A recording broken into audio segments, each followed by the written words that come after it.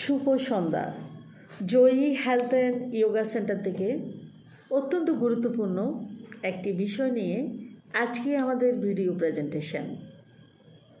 আজকে আমাদের বিষয় মনের যত্ন নিতে শেখায় ধ্যান, অর্থাৎ মনের যত্ন নিতে মেডিটেশনের গুরুত্ব কতটুকু সে বিষয়ে আমরা আজকে জানব। আমাদের মন স্বাভাবিকভাবে সবসময় চঞ্চল থাকে।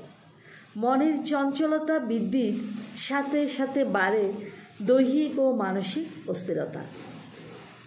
ধ্যান অভ্যাসের সময় আমাদের দেহ ও মন প্রত্যক্ষ বা পরোক্ষভাবে কোনো কিছুর সাথে যুক্ত না থাকায় মন থাকে শান্ত।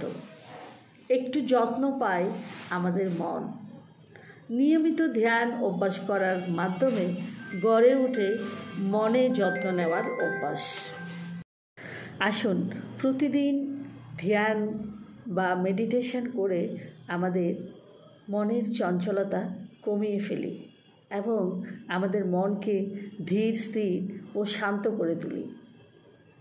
তাই মেডিটেশনের গুরুত্ব অনেক বেশি মনকে শান্ত, সুন্দর রাখার ক্ষেত্রে। আশা করি ভিডিওটি সবার ভালো লেগেছে। ধন্যবাদ সবাইকে।